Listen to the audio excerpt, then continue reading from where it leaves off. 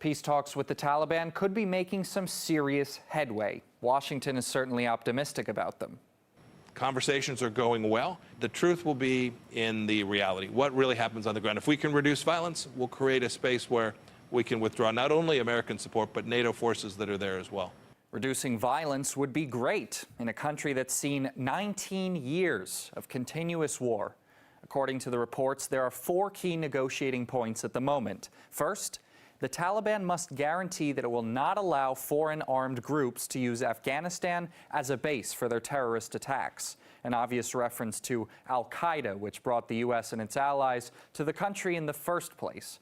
In return, the U.S. and NATO troops must pull out from Afghanistan. Then there's the questions of a permanent ceasefire and internal political dialogue.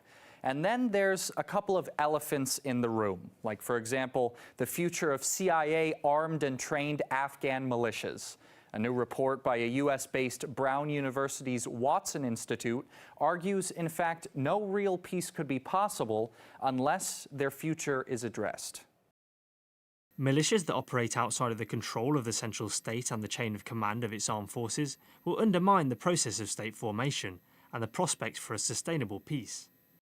Our concern is if such units and militias continue to operate from Afghanistan and in Afghanistan, it's going to cause the violence to continue, because it's not going to be only the CIA that will continue its operation, but other countries will follow suit. And I think in such a situation, a lot of it will allow some Taliban fighters to continue in defect to groups like Daesh, just because they will see that such militias continue. And I think these militias are uncontrollable. The most infamous of these groups is the so-called Coast Protection Force. From summary executions to torture, you name the human rights abuse, they've probably been accused of it. And they're not exactly shy about who they hang around with. We are better trained than the Afghan National Army. The helicopters and drones belong to the US, but we regularly receive requests to support them.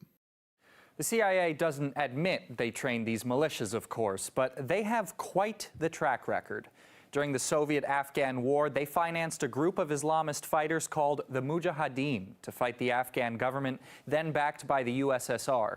And guess who came out of the Mujahideen? The same Taliban that continues to be a thorn in the side of the U.S. to this day. One of the conditions of the U.S. withdrawal is that the CIA also stop all activities and leave the country, and these groups are either disbanded or they are returned to the control, or taken under the control, rather, of the central government in Kabul. Then this peace process is a complete sham, and it will carry about as much weight as a butterfly's wing, because these groups will still be operating, the CIA will still have a presence in the country, therefore the US will still objectively be occupying Afghanistan.